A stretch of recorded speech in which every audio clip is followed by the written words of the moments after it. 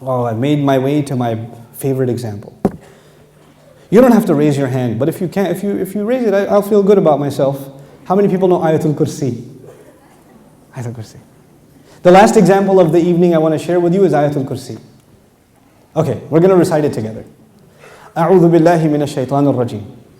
الله لا إله إلا هو الحي القيوم لا تأخذه سنة ولا نوم له ما في السماوات وما في الأرض من ذا الذي يشفع عنده إلا بإذنه يعلم ما بين أيديهم وما خلفهم ولا يحيطون بشيء من علمه إلا بما شاء وسع كرسيه السماوات والأرض وهو العلي العظيم.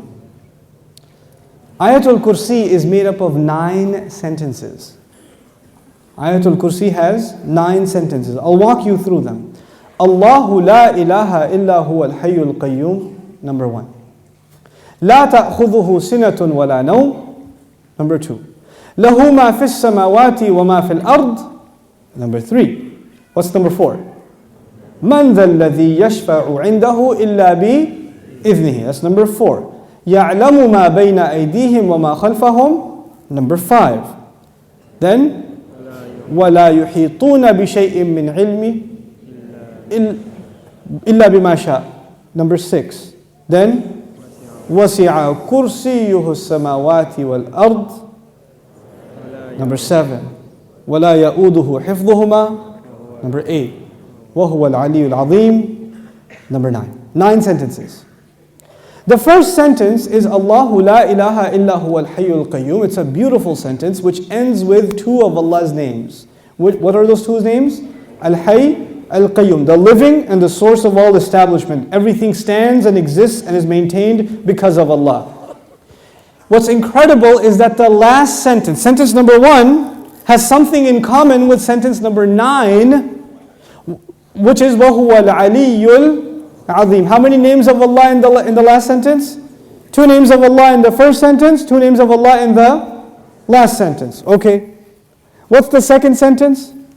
Before I go to the second sentence, let me tell you something about security. Security guards have a very hard job. You see those British guys that wear the funny hats at the towers? That can't smirk? That's a hard job. And one of the best jobs for college students. But if you get a if you're in security, you have to sit in your booth. You have to stare at the CCTV for hours and hours. And does it move? It's the same picture. And you have to look at it for 12 hours, 8 hours. It's the most exciting thing you've ever done in your life. What tends to happen when you're guarding something? You tend to get sleepy. You tend to get tired. When you're guarding something, you tend to, so you'll see, of course you don't watch movies because you're very religious, but but in movies, they have these things called movies, and then sometimes they have an action movie, and the guy is trying to get inside a place, but it has a security guard, but the security guard is, so he grabs him, and he gets inside, because the security guard is getting sleepy. You understand? Okay. Allah Azza wa Jal says about Himself, لا تأخذه سنة ولا نوم. Drowsiness. Drowsiness happens when you're tired. Your eyes start kind of closing a little bit. You're not sleeping, but you're kind of half sleeping like that guy over there. I'm kidding. But you're half sleeping. That's sina. And of course, what happens after that? What's the next step? No. First comes sina. Sina is like, when you go to Jumu'ah, and the khatib says, Inna alhamdulillah, alladhi nahmaduhu, like that's sina. Okay? By the time he gets to ayyuhal ikhwatul kiram, that's no. Okay? That's no. Okay, so you know the difference between sina and no. Drowsiness and then sleep. Okay. This is the second sentence. The second sentence is, these are things that creation has. Creation gets tired and it starts getting drowsy and eventually it falls to sleep. Or sometimes you tell yourself, no, I'm just closing my eyes, but I'm not sleeping. Okay, let me just close my eyes for a second. You're gone. You're finished. Okay? Now here's the thing. I know something about Sina and Noam because I'm a teacher by profession. Right? So, being a teacher is, you might as well do a PhD in sleep sciences or sleep studies, because you see students like, you know how people check out of a hotel? You can see their brains checking out. Like, in the middle of a lecture, like.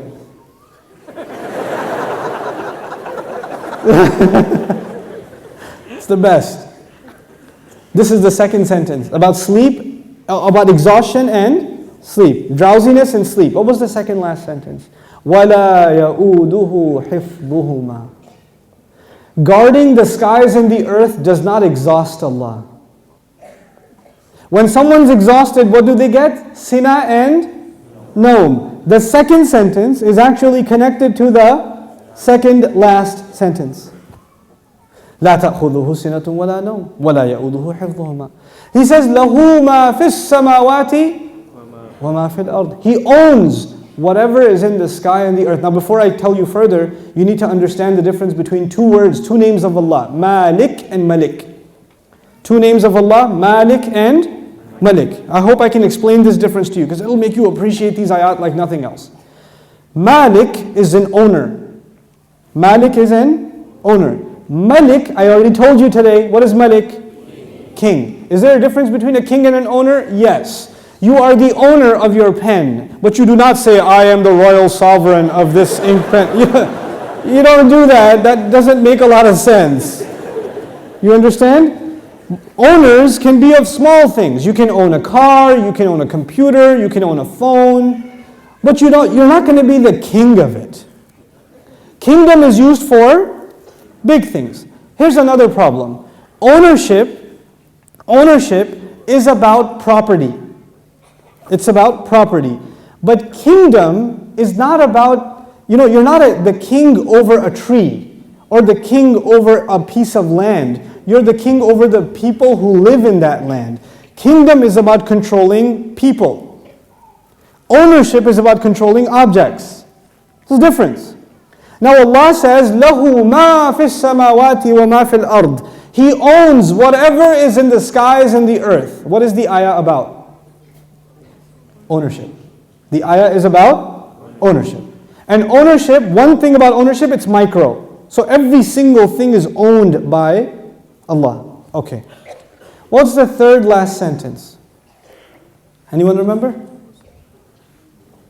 وَسِعَ كُرْسِيُّهُ السَّمَاوَاتِ وَالْأَرْضِ. His throne extends to the skies and the earth. When Allah talks about His throne, He's talking about His kingdom. One dimension of control is ownership. The other dimension is kingdom. Both completing the picture. Because if you're just an owner, you're not a king. And if you're just a king, you're not an owner. And by the way, let me tell you the difference also. Nowadays in some countries we have kings. You can be the king of an island. But does that mean you own everything in that island? No. Allah is the owner of all things and the king of all things. Both of them are necessary. Just because you own, and by the way, it could be that somebody owns all the property but they're not the king. Is that possible? They own the property but the king is someone else. So they have property ownership but somebody else has authority. Or somebody has authority and no property ownership. But Allah is Malik and He is Malik. The Malik part of Allah's attribute, لَهُ مَا فِي السَّمَاوَاتِ وَمَا فِي الْأَرْضِ. Third sentence. The kingdom of Allah, وَسِعَ كُرْسِيُّهُ السَّمَاوَاتِ وَالْأَرْضِ. Okay. What's the fourth sentence? Let's go back. Allahu la ilaha illa huwa al-hayyul qayyum. La ta'khudhuhu sinatun wa la nawm. Lahu ma fi as-samawati wa ma fi al-ard. What's next? Man dha alladhi yashfa'u 'indahu illa bi idhnihi. Let's understand this ayah first. Who will come and make shafa'ah with Allah except unless He gives permission? In other words, what is shafa'ah? Shafa'ah, if you don't understand the concept, because we use big English words like intercession. But let's make it simple. Shafa'ah means you got connections. Shafa'ah means that you were about to lose your job, but your uncle is the manager and he came and said, no, he's with me. Okay, Balo. He's good. That's shafa'ah. On Judgment Day, we are in trouble possibly, and then somebody comes and says, no, they're with me. They're with me. Go easy on them, please.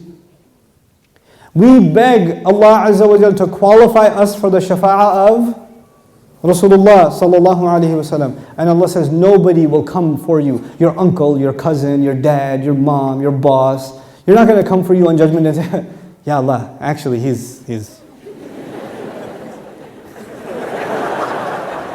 not going to happen on that day.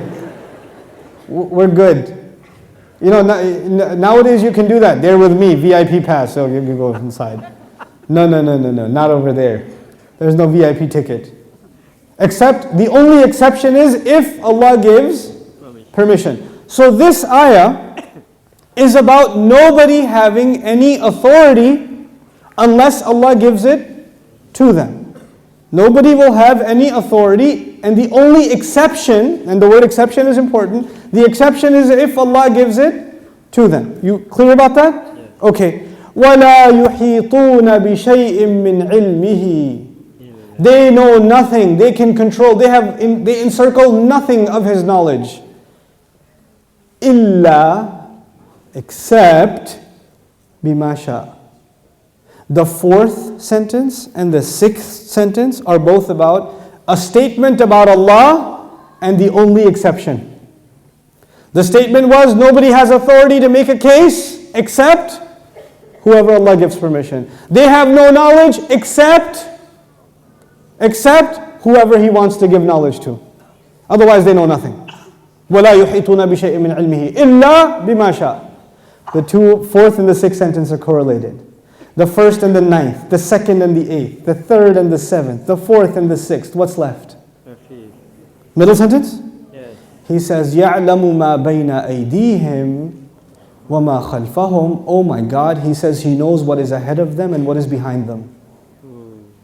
As though, and He knew what is coming ahead in the ayah and what was behind in the ayah. He put in the middle of it is, I know what's ahead and I know what's behind. Who speaks like that? Who speaks like that? SubhanAllah. The way in which Allah talks, the way in which Allah delivered this speech. And I want you to be cognizant of a fact. The fact is, we now read the Quran as a book. We read it as a text. We say sentence number 1, 2, 3, 4, 5, 6, 7, 8, 9. Did the Sahaba do that? Did the Rasul himself, sallallahu alayhi wasallam, says, look at sentence number 1 and sentence number 9 and 2 and 8 and 3 and 7? No, because he was just what? Speaking. He was speaking the Quran. We are able to see these things when they're put in writing. The Quran was so perfect when it was being given in speech. And which has more possibility of mistake? When you write something or when you say something? Oh man, when you say something, it's hard to take it back. Especially if it's on YouTube. That's hard. But if you're writing a nasty email, then you can, before you hit send, erase that and just say Eid Mubarak and then send it. You have a chance to take it back. But when you're saying something, it's done. There's no room to edit. There's no room to fix. Allah Azza wa Jal revealed this Quran not in writing. He revealed it in speech. He revealed it in speech. You know, I've sat with linguists, non-Muslim linguists, and I've shared some of these things with them, and they refuse to believe that the Quran is spoken. They refuse to believe it. They say it has to be written. It can't be spoken. I was like, you're right, it is written, just not in this world. It is written. You know, it's fi Laohe Mahfuz. It is written. But it was given to Rasulullah as speech. So it would become very clear to anybody who listens, this cannot be from a human being.